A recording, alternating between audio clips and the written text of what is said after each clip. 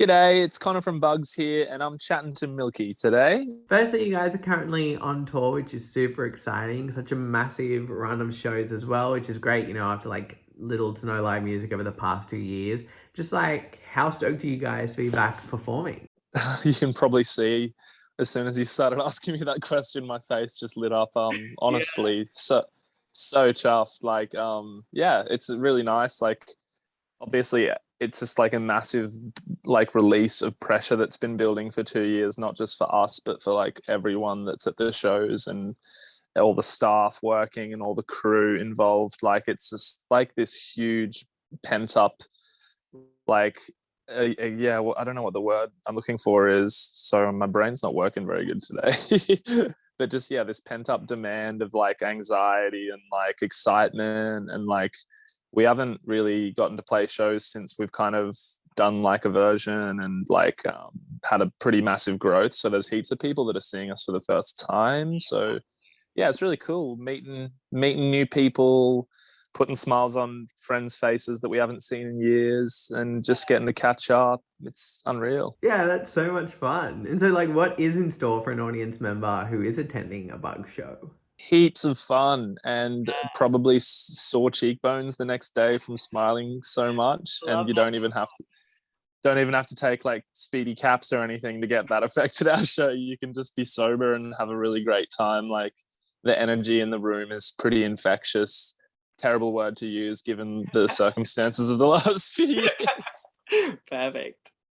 But you know what I'm saying. Like, it's just it's hard not to have your like your psyche kind of hijacked by the overwhelming jubilance in the room. It's really crazy. Like, yeah, the shows, we knocked three out before we had to reschedule a few of the ones last week, but the little New South Wales leg we got under the belt was the best shows we've managed to play, like half capacity shows and really great shows in the last few years still, and been lucky, but it's nothing compared to like that big release. Like, yeah, it's been so damn cool. Just so much crazy stuff. Like, I cried on stage for the first time ever in Wollongong because it was just like nuts. I like looked at my guitar and was singing this song, like just trying to focus on what I was doing, and then looked up and like everyone in the room was just like waving in unison. In like, it felt like I was just like lost or like frozen in that moment, just like living in slow motion, just like so overwhelmed. It was so sick. Like, we're so lucky we get to do any of this, and like we're so lucky people want to be a part of that as an experience, because they're what makes the experience so damn incredible. Yeah, that's so beautiful. It is, isn't it? It was really Yeah, like that was beautiful. just like hit me in the feels. I was like, oh. Oh, it hit me real hard in the feels. It was, yeah, I like had a little moment, and was, yeah. And then Tim from Loser came on, jumped on side of stage and just gave me a big hug, and that made me cry even more. I don't know, just all kind of washed over me, and I got pretty It's just a surreal experience to be back out doing it again, and yeah, it's just such a nice, heartwarming experience. It's really great. I live for this kind of stuff. Obviously, the tour is in support of your latest album, Cooties, which is a banging record. Could you like briefly unpack the themes and concepts explored across the album? Had a lot of time to think about all of that because it's been a long time brewing because of the pandemic. Yeah. Yeah, it's just a collection of songs that's all about basically introspective analysis of your personality and your emotions, and how those I guess assessments of self can impact your decisions and the life that you want to lead, particularly in your mid to early 20s. Even though a lot of the songs, I think, touch on a more broad kind of like demographic in terms of age, like I didn't want to make a record that was for people that are just my age, because that feels like it's just too easy, or like, I don't know, it's just not the way I've ever wanted to write. I want our music to be as broadly appealable to people to be able to connect with it. And yeah, it's just a whole bunch of stuff about relationships, yeah, going to therapy, not knowing how you fit in with the world and struggling with that. But I think the overwhelming attitude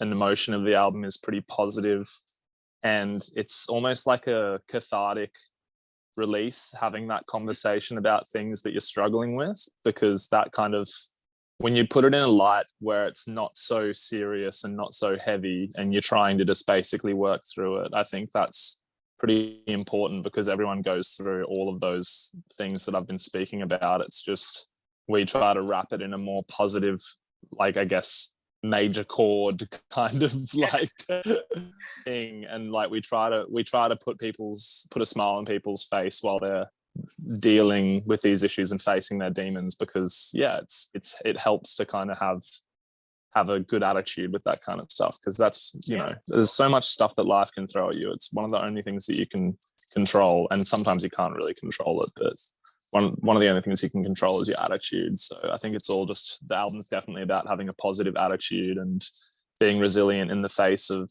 interpersonal challenges, and going through really profound growth, and just all those things that I think most people kind of go through in this age bracket. It's I'm not like a big concept album writer. I just write about stuff that happens to me, and experience that I've had, and observationally about experiences that people I care about have. And if people can connect with the messages in those individual songs, then that's great. But the overall sentiment is just basically to take it easy on yourself, but also try and get better at being a human being. Basically, it's like one of the messages of the album definitely is to just keep trying to work on yourself. Everyone goes up and down. You're never just going to like be constantly growing. It's like, I think it's a good like chronology of the kind of ups and downs and highs and lows that you can experience going through this age bracket, or any age bracket really. It's just like a cyclic thing. Just when you think you're on top of everything, something incredible or horrible can happen. It can, you know, that's what happens. So you've just got to try and ride out all of those peaks and troughs. And so it's been 8 years since you guys formed. You know, there's been 5 EPs, 3 albums. How do you think your approach to creating has evolved over that time period? Oh, so much. It's crazy when you put it like that, honestly. Just hearing it like that was just like, wow. I haven't thought about it like, it's so rare. You kind of have these like even tiny moments where you stop to think about kind of how far you've come. And we've come a long way, like definitely as an individual songwriter. And I think as more so how it's morphed from, I just started this as like a side project to one of my other bands, just recording it all myself with like pre-programmed drums and like killing time and wanting to basically emulate my idols and just make music that I didn't think was being made in Australia, that I thought there was a gap in the market for, that I really loved. I've just always wanted to write music I loved. Whereas I guess as we've kind of grown and formed into a real band with like active contributing members, I've never wanted to just, if I wanted to just be Bugs to be everything on my shoulders and in my head, then I would have just got session musicians and paid them and just kept all the control. But I just, after being in a band for so many years before that, like it's just not what it's about for me. The whole like, I don't know, attachment to ego and like being the owner of everything and the decision maker. Like I've just been so lucky that Brock and Jordan, they're the most incredible musicians, and Brock's such an incredible producer. We've just kind of gradually developed our ability to write together and like introduce ideas to each other. And it's just been really cool. Like Cooties was, I think, a lot more of a collaborative effort in terms of all the parts and everything on the record, and even down to Brock giving input on direction on like lyrics and vocal phrasings and stuff like that. Like it's gone from just like me smashing out something on my laptop to get it as close to what I hear in my head as, and then just jamming it out into the internet. And now it's more like I've got a seed and I'll go and I'll take it to the guys and we all plant it together, and then we kind of all work on it over the course of weeks and months. And sometimes it just explodes. It's like got nitrogen in the fertilizer and it just goes bang, and you've got this enormous, beautiful tree the next day bearing fruit. But sometimes it's a really slow growth. And I'm just, really lucky that we're so respectful of each other's ideas and patient with each other's time. And I think we all just kind of have grown into knowing what Bugs is as a whole and for all of us, because you're always going to have to have concessions on your individual opinions to create a group decision, like anything, like a group assignment, that kind of stuff. Like you can't, you got to kind of give some leeway, and it's just really good that we kind of don't even argue about leeway or anything like that. It's just like naturally now we kind of know what's best for the song and the band, and we just kind of, it just is a much easier process now. And I write so much that we kind of have more than enough to pick from, where we can refine. And I think we recorded like 40 songs for Cooties, and eventually whittled it down to like 10. So there's like 75% of that album most people will never even hear the light of day. And that's hopefully like another thing that's changed with us, like as opposed to me just like slamming out all these songs and jamming them onto the internet. Now I guess like we're more of in a refining kind of process, and the other two are really good at basically helping put the gate in front of songs that don't need to get out into the paddock. They're just like such good they really help me kind of like basically tell me what songs I write suck. And there's heaps of them. And so if you had to pick 3 songs off the album to play to someone who like never heard your music, to make them instant diehard fan, which 3 would you choose? Oh, that's an awesome question.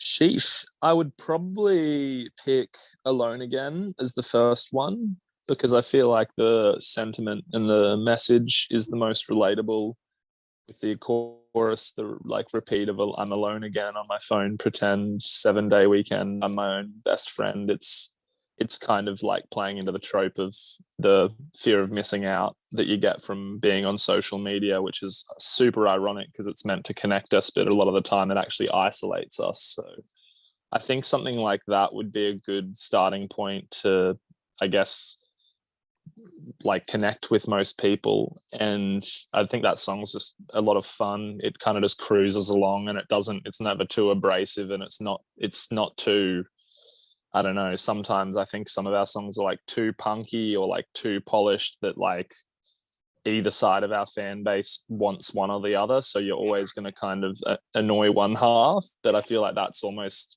satiates both appetites. Then I guess I'd probably pick, this is a great question. Old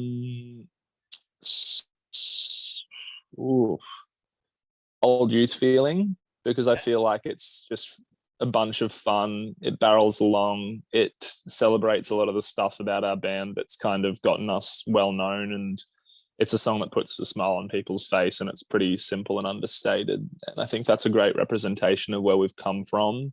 And it's just heaps of fun to sing along with the Baradas, and it just goes off live. And then it's so tough. Probably Mars and Venus, because that song kind of just means the most to me individually in terms of the message. So that's just a selfish choice. But again, I think that's got a nice hook in the chorus, and it's memorable, and it's also relatable to a lot of people, even if they don't know it. If they think really hard about the lyrics, they might talk to their therapist about it at some point and unravel some threads from the sweater. But it's just the one that's still got that kind of tongue-in-cheek Bugs charm, that it's covering a serious topic while also making you smile. So I think it kind of covers all the bases for what a good Bugs song is. But just listen to all of them, because the whole album's incredible. It up, I back it.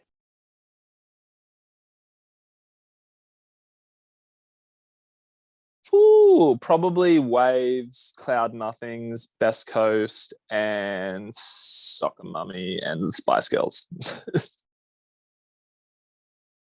Probably Lizzo, just because she's the sickest human being in the world, and I'd be quaking in my boots if I met her, just because she's so damn cool. But I admire everything she does, and she's just a queen to me. So I'd die to do something with Lizzo, as weird as that would be. Probably Pet Sounds by the Beach Boys. The harmony work is just like a foundation for everything that I love about music. It's just perfect record. Oh, I want to say 10 Things I Hate About You, but that's got the best soundtrack of all time, so I'd feel like I couldn't outdo it. But maybe, God, that's a really good one. Um, a Wes Anderson film, probably, like Life Aquatic. But again, that's got such a good soundtrack already. God damn it, go Life Aquatic. Hannah Montana for sure. Oh, Polyester Girl by Regurgitator. I used to like scream it out my parents' four-wheel drive window when we'd be driving like through the main drag shops, and I was like 4 years old, and I'd be singing Polyester Girl, so shiny. So yeah, that one, I don't know why I clicked in my. We got to play with them at one point as well. It was so weird, like weird confirmation, validation of existence thing. Like, what? This is weird. Oh, Spice Girl for sure. Or Lanky Spice, because I'm so tall. There's this song I keep playing in the tour van called Keep Riding Me. And the lyrics are just so trash. It's like, yeah, that's my guilty pleasure song. Go listen to it and you will just be like, what the hell is going on here? Historically, I'd say Paul McCartney, because his songwriting had such a vast influence on popular music. I'd say modernly, God, tricky. Such a good question. What's the most influence? Probably Taylor Swift in the modern world, because of just how far-reaching and how much her music's basically reached like a whole generation, or like, I guess, type of people who didn't identify as music lovers previously. Like, I feel like she's broadened the scope for people who can like music or like feel like they connect with music, and she's made pop a lot more interesting and has influenced a lot of the trends of pop in the last 10 years now. So, oh no, sorry. Scrap it all. Max Martin. Max Martin is the most influential person with music ever. He's like a songwriter, ghostwriter from Sweden, and he's written almost all of like not Spice Girls, sorry, Katy Perry, Backstreet Boys, Taylor Swift, The Weeknd, you name it, he's done it. Like, Max Martin is a god, and he's the most influential writer of all time, in my opinion. Just relax. As infuriating as that would be, like, just relax. Try to be patient. That's the most important thing in life, is to be patient and to be appreciative of what you have, and not be in a hurry to get to where you want to be, because good stuff takes time, and in the process take it easy on yourself, because there's so much stuff that can happen in the world and external factors that'll drag you into a hole. So just take care of yourself, and hold yourself to account, but try not to bury yourself, because there's so many other things that will try to do that in your life. So be in your own corner. That's the summary, I guess. There was never like a specific moment, but I'd say probably forming a boy band in a surf club when I was like 5 years old with like my family friends. Like, there was just like 4 of us boys around the same age, and I was just like, we need to start a boy band. And we like wrote a song on the back of a napkin and performed it that night, like at the surf club, in front of like all these like surfy parents eating fish and chips and palmies, and they were probably like, what the frick is going on here? But that was probably the moment where I was like, this is what I want to do in some capacity, I reckon. So awesome. Well, thank you I can still remember the song. It's like, radioactive, we know our way around, don't mess with us, we have a lot of business and we're looking for you. What's that you're saying? You're looking for who? That's the first verse anyway. I love it. First song I ever wrote. Yeah, it's brilliant.